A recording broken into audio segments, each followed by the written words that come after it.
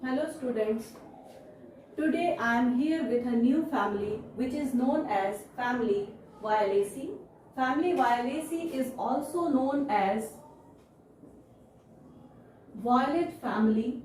So it is also known as violet family, and family Violaceae is represented by 22 genera. So 22 genera represents the family Violaceae, and we will start the family first of all by writing its systematic position.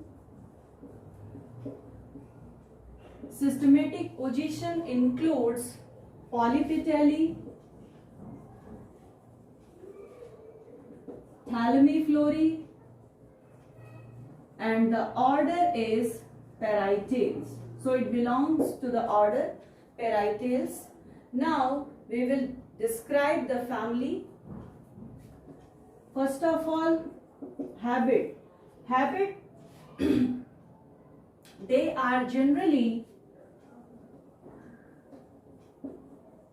perennial or annual. They are generally perennial or annual herbs. Annual herbs का example है Viola. So Viola is the type genera of the family Violaceae, and sometimes woody climbers are also present. So woody climber का example है Agatia. Agatia is the woody climber. However, trees are very rare, but a single tree is present which is known as Rhinorrhea. So Rhinorrhea is the tree of the family Violaceae. So this is about habit. Now root. Root is branched tap root. So यहाँ पर आप देख रहे हैं कि जो tap root है वो कैसा है, प्रोफ्यूजली ब्रांच्ड है. स्टेम, चूंकि यहाँ पर आप देख रहे हैं कि दे आर हर्ब्स, तो इनका स्टेम क्या होगा, बहुत ही शॉर्ट होगा. तो stem is short, solid, erect, और अगर ट्री है तो उस केस में क्या होगा, इनका स्टेम कैसा होगा, वुडी होगा. And they are usually unbranched. Branching नहीं पाई जाती है, यूजुअली नहीं पाई जाती है. नाउ लीफ के कैरेक्टर्स देखते हैं. Leaf, they have generally alternate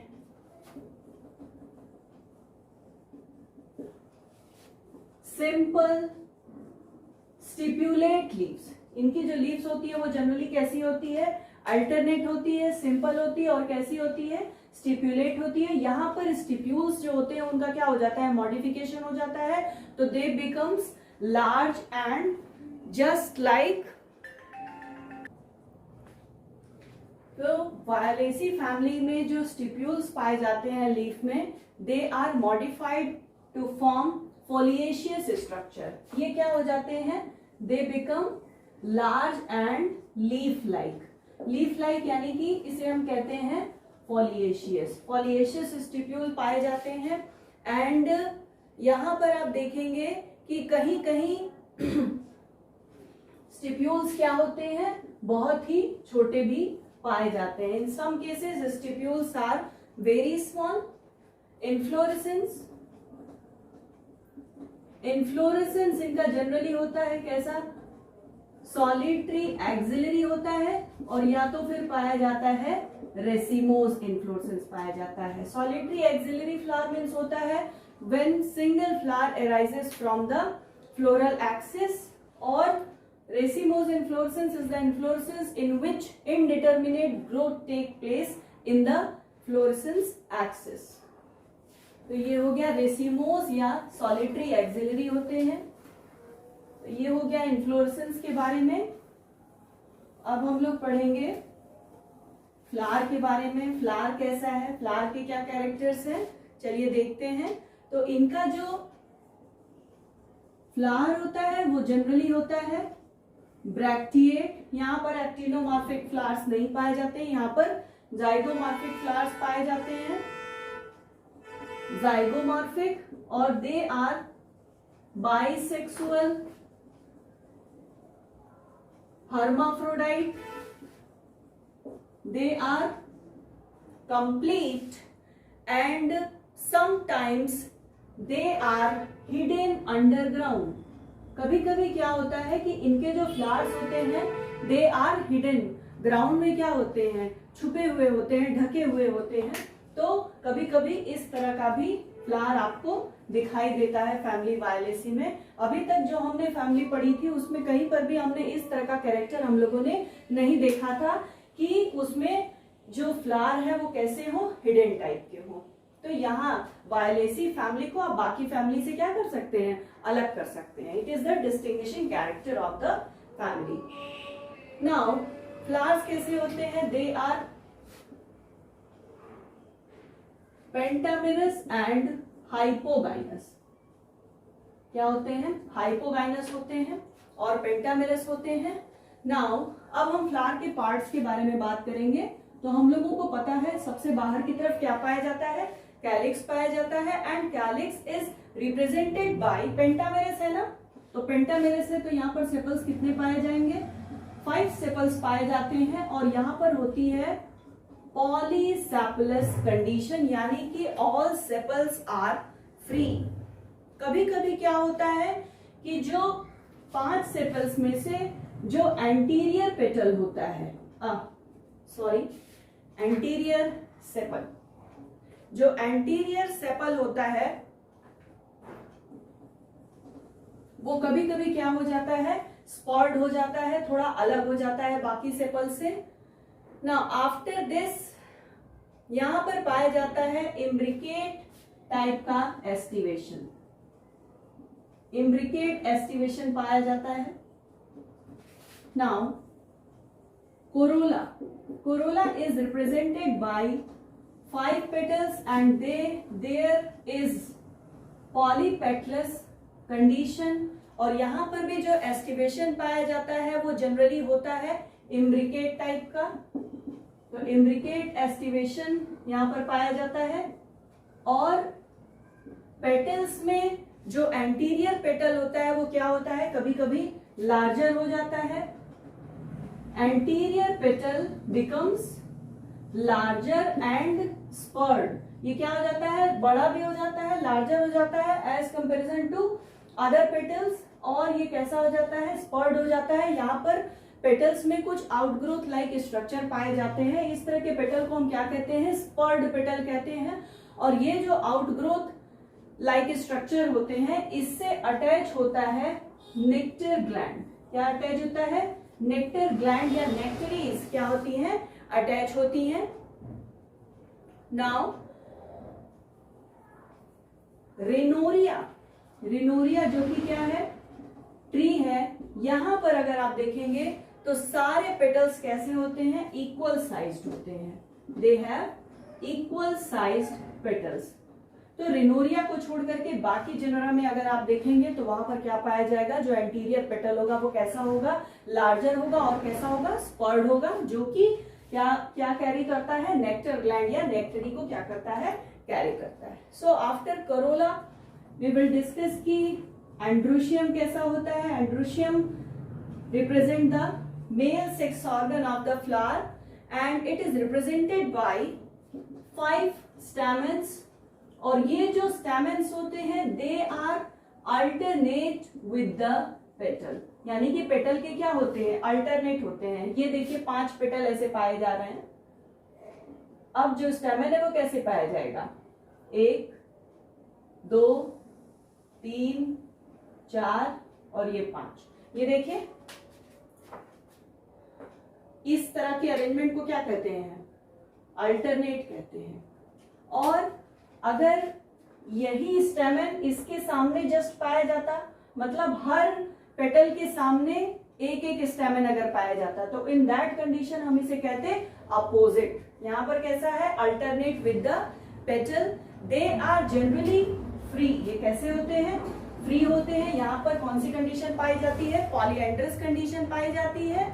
और इसमें जो अबेक्सियल स्टैमेन होते हैं यहाँ पर जो एबैक्सियल स्टेमन होते हैं ये जनरली कैसे होते हैं, ऑफन स्पर्ड। इसके जो स्टेमन होते हैं, जो एबैक्सियल स्टेमन होते हैं, एडेक्सियल मतलब जो ऊपर साइड के स्टेमन होते हैं, एबैक्सियल मतलब जो लोअर स्टेमन होते हैं।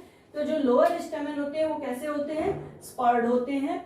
जैसे पेटल में यहाँ पर स्पर्ड पाया जा रहा था, वैसे ही यहाँ पर स्टेमन में भी क्या पाई जा रहा है, स्पर्ड पाया जा रहा है एट द बेस। और कभी कभी क्या होता है कि वायला के केस में अगर आप देखेंगे, वायला जो कि इसका टाइप जेनरा है, तो वायला में अगर आप देखेंगे तो वहां पर आपको दिखाई देगा कि टू एंटीरियर स्टेमन्स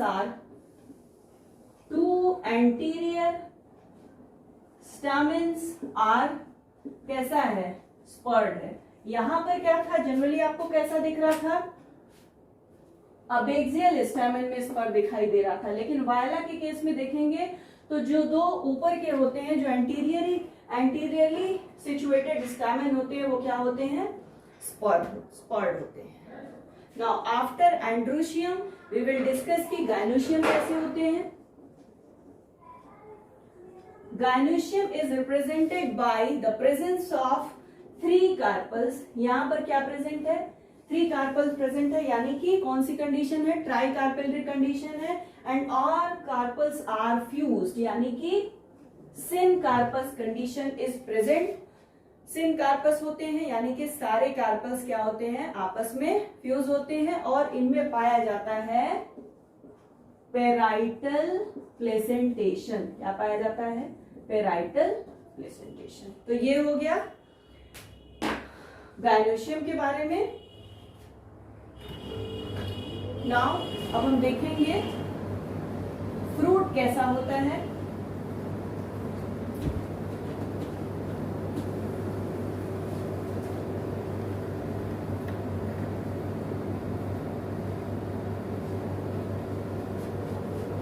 चलिए देखते हैं। नाउ फ्रूट, तो इसका जो फ्रूट होता है इस फैमिली का, वो जनरली होता है लॉक्यूलिसाइडल कैप्सूल, और या फिर पाया जाता है बेरी। तो ये is the type, loculicidal capsule और berry is the type of fruit. Now we will write the general floral formula of the family. चलिए लिखते हैं। ब्रैक्ट पाए जा रहे हैं, ब्रैक्टिएट है, जाइगोमॉर्फिक के लिए परसेंटेज का साइन, बाइसेक्सुअल है इसलिए ऐसे बना देंगे। और उसके बाद कैलिक्स कितने पाए जा रहे हैं, 5 थे, पांचों क्या थे, फ्री थे, ब्रैकेट नहीं लगाएंगे। कोरोला में क्या था, 5 थे, वो भी कैसे थे, पॉलीपेटलस कंडीशन थी। उसके बाद androecium is represented by 5 stamens और gynoecium is represented by 3 carpels, syncarpous superior होगी। तो ये हो गया floral formula. Now we will discuss की इकोनॉमिक इंपॉर्टेंस क्या है इस फैमिली का।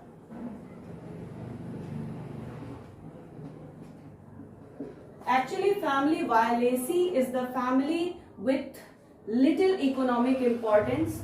तो कोई खास इकोनॉमिक इंपॉर्टेंस तो नहीं है इस फैमिली का, लेकिन फिर भी कुछ प्लांट्स हैं, जैसे कि जो ऑर्नामेंटल प्लांट में करीब वायला की करीब 100 species are grown as ornamental plants. Ornamental plant की तरह वायला की करीब 100 स्पीशीज क्या कराई जाती हैं, ग्रो कराई जाती हैं। तो ये हो गए ornamental plants.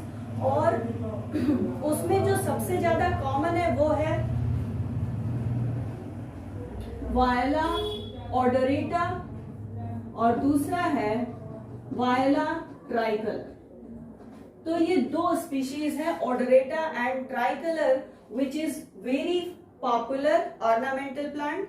Now Viola odorata is also a medicinal plant, और इस प्लांट का यूज करते हैं in the treatment of cough, cold, influenza, cough, cold and influenza etc.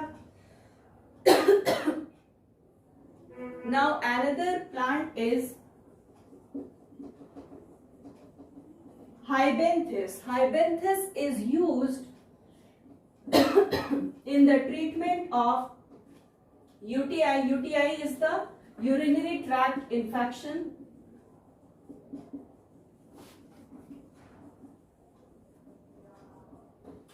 तो हाइबेंथिस की कुछ स्पीशीज यूज की जाती हैं in the treatment of urinary tract infection, और some oils are also obtained from the Viola odorata. तो वायला ऑडरेटा से कुछ एसेंशियल ऑयल्स भी ऑब्टेन किए जाते हैं जो कि यूज होते हैं सोप इंडस्ट्री में। So that's all about the family Violaceae. In the next video we will meet with a new family.